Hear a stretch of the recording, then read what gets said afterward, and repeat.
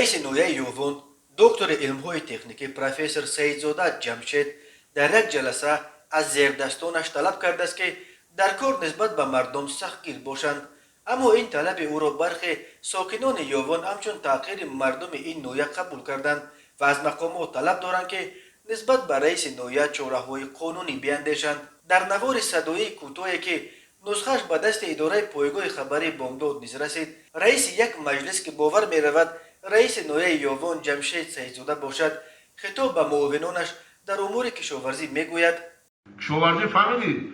معاون سواری میگه یه خیلی کار کرده کنید، اینجا یوون میگویم برادر عزیز. پاور مسلمان سخت نگیری نمیشود، بالا سر زنده نمیکنه اکثر کلوش. به گفته منابع بامداد این جلسه در آغاز دهه دوم ماه اکتبر دایر شده است.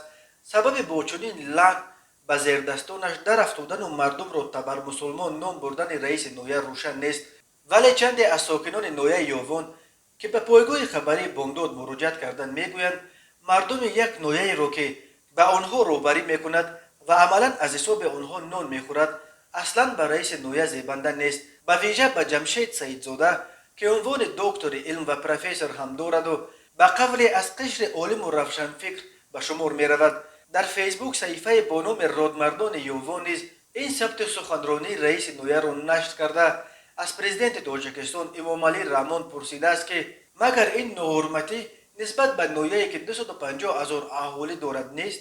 انا همین مردمی که به قول رئیس تبر مسلمانند در پیشروی کشور عزیزمان کار و پیکار نمودند و خواهند کرد. تاکید شده است در مراجعتنامه به پرزیدنت. سیدزاده جمشید 9 اپریل سال 1966 در نویه همدانی به دنیا آمده. سال 1990 دانشکده پلیتکنیکی تاجیکستان را با اختصاص مهندس بناکار ختم کرده است.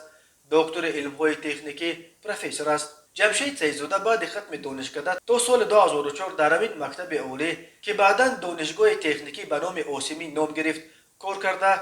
سال 2004 رئیس کمیته اجرایی حزب حاکم خلقی دموکراتی در نویه اسماعیل سامانی و علاقه سال بعد رئیس این حزب در دوشنبه شد. او سالهای 2007-2009 مدیر مرکز تنظیم لایحه‌های آبادکنی شهر دوشنبه و سالهای 2009-2010 معاون رئیس پایتخت بود و سپس باز به کارهای حزبی برگشت. سالهای 2010-2015 رئیس کمیته اجرایی حزب خلقی دموکراتی تاجیکستان در شهر دوشنبه بود.